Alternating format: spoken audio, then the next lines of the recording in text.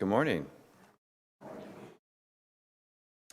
As I get older, there's a lot I realize I don't know. As they say, the more you know, the more you don't know. You know? I just can't begin to keep up with all the information there is about climate change, the war in Ukraine, let alone the changing tax laws, and how to use the latest version of my phone's operating system. And so I rely on friends and family and experts, many I have never met, to keep me informed. I routinely listen to Science Friday on NPR and watch documentaries and listen to podcasts to learn and understand the world. I watch YouTube instructional videos and read the New York Times. I really appreciate that there are folks out there willing to devote their time to inform me in so many areas. I actually feel that what they're doing is an act of generosity. I know that sounds funny. They are, of course, being paid, most of them, but they're also doing it because they genuinely like or love what they do. And because they're willing to share their knowledge with me, I benefit. So yeah, I selfishly consume the information they give, but boy, am I grateful to them. Often when a favorite news commentator retires or passes away, I feel a bit depressed. It's kind of weird. But I realize how much I've come to rely on their insights, their values, and information that they've presented to me over the years. Okay, so what does that have to do with generosity? Because I need the help of others. I need to hear from Oxfam or Doctors Without Borders or the ACLU. But I also need to hear from local people like Ellen Stein and Joan Young, Ellen for Hope and Joan for helping the Ukrainians. I appreciate knowing from a trusted source where I can concentrate my time and money to make the kind of impact I want in the world, no matter how small my individual impact may be. And while I don't like people asking me for money, I do like giving to programs that are worthwhile. But I can't have it both ways. So I see now that the leaders who stand up and ask for my help are doing not only themselves and their organizations a favor, but they're also doing me a favor. Now, I don't know if I'm a generous person naturally. I would like to think I am, but I suspect I'm only moderately so. I need the generous spirit of others to show me the way, to wake me up to what potential good I can do. And when I dig into generosity, I feel a little embarrassed that I don't do more, that I don't give more. Maybe I'm too stingy. But that is an ungenerous attitude towards myself, and shame isn't generous. It's the opposite. In fact, I think that joy is nestled deep inside a generous spirit. And joy is the antithesis to shame. I feel that joy, if only for a moment, when I do something generous. And I think that joy was exactly what Ebenezer Scrooge was resisting. He was resisting the joy of friendship, the joy of connection and community. And after the three spirits visited him, his joy was found, and he reveled in it. He reveled in being generous. And I think even if the story had been written differently and Scrooge was of a very modest means, he could have and would have still found joy in his friends, in his community, in the snow-lined cobbled streets and candlelit mantles and scarf-wrapped children. It's not means that make for a generous spirit. It is, after all, joy. Joy of the recognition of the interconnectedness of our lives. And when I find my generous spirit, I find my joy. 4.5 years ago, when Deese and I bought a house together, we did something really specific. I had 2 daughters. One was going into her senior year in high school, and one was in college, and we'd be home for the summers and Christmas break. And we looked for and purchased a house that had extra room in it, knowing that it was really possible that we would have kids rebounding and living at home.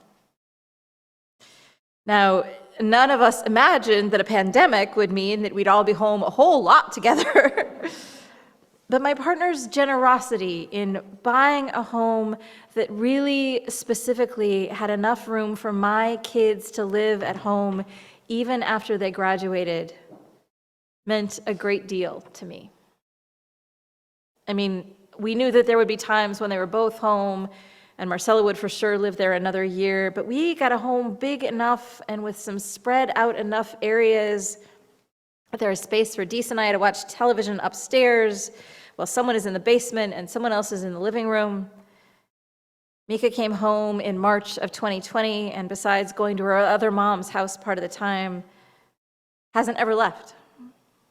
Mika has some challenges that may mean she might not launch in a conventional way for quite a while. And Dees is okay with that. And me, I am profoundly grateful for that generosity. Mika gave me permission to tell this story, just to be clear. We often think of generosity as financial. How much money do we give to charity, or maybe to family members or friends?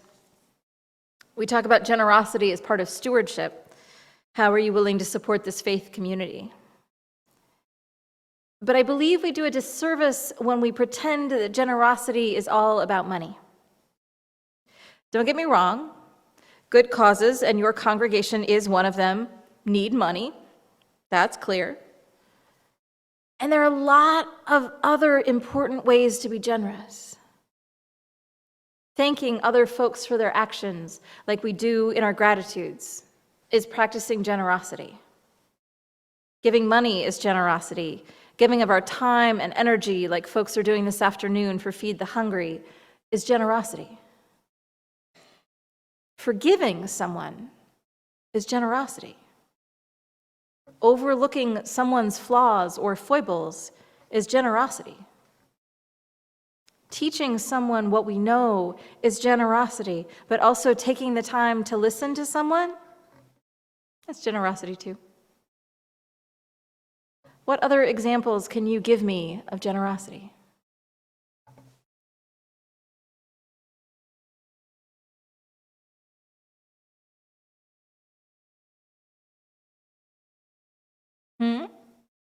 Presence? Presence? Mm-hmm. Yeah, presence. Gotcha. Yes, yes. Participating as an RE teacher, absolutely. Let me see something over there.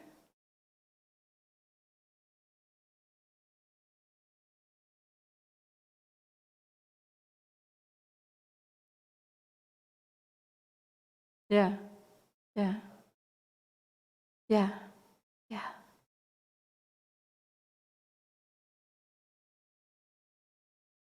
Yes, yes, giving blood, absolutely. In the reading today, we heard the story of a hungry 6-year-old and how much it meant to her when someone gave her not just the minimum humanity required, a peanut butter sandwich, but in fact, exactly the dinner that the family was going to eat. Sure, when you give the best you have to someone in need, it translates to something much deeper to the receiver. It means you are worthy. So often, generosity is given from what we have left over. The extra food in the pantry, clothes that don't fit anymore or just weren't really our style, the $5 or $20 that I have in my wallet. But what would it mean to really, really look at generosity first and not just what's left over after a trip to the grocery store, but adding it to the list of bills every month? It is important to give the best we have, and it's important to give what somebody else actually wants. Sometimes we think we know what someone else should want or what is good for them, but our ideas about what someone else might want are sometimes wrong, loaded with our own ideas of culture, etc. In the book Waking Up White, the author Debbie Irving talks about how, as a young adult, a group of white ladies from the Junior League organized field trips to bring mostly black students into Boston for a day to see the ballet or other cultural events. And she felt really hurt when the children didn't seem grateful enough. After all, this was giving the best white, upper class cultural experience the city had to offer. But it wasn't a place that that particular group of kids felt comfortable.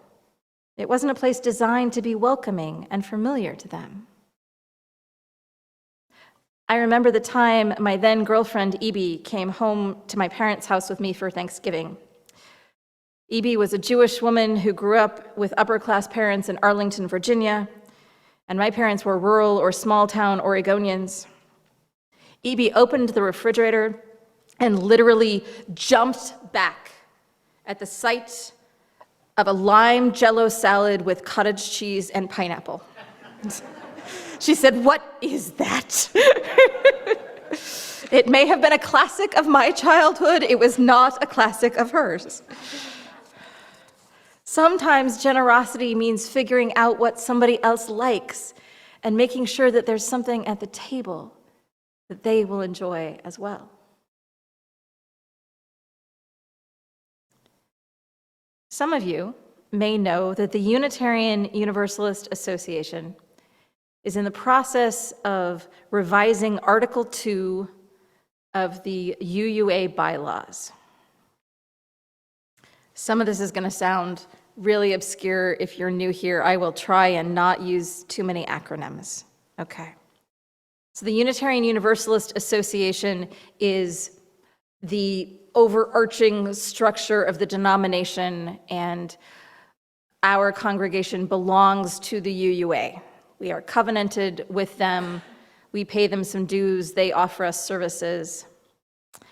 And the UUA bylaws, principles, and purposes, which is the foundation for all of the work they do, are what most of us know as the 7 principles right now and the 6 sources. But they were last substantially revised in 1985. And it actually says in those bylaws that we're supposed to look at them every 10 to 15 years, and it's been 38. We call ourselves a living tradition, and that means that we don't have a holy, sacred scripture that never changes. It means that we figure out what is true for us now, what we believe, what we can covenant around, what our values are. In 2010, there was an attempt to rewrite Article 2, but it didn't pass the vote at General Assembly. We do love our 7 principles, even as many of us recognize the need for an 8th. And so the UUA board created a commission to seek input from a wide variety of Unitarian Universalists. They collected input from over 10,000 people and to see what they could come up with. The board was hoping for 2 things. They were hoping for maybe a bit more brevity and poetry in the language. The 7 principles are not something that most of us can recite off the top of our heads. And primarily, they wanted a focus and rootedness in love, which many believe to be a central value in Unitarian Universalism.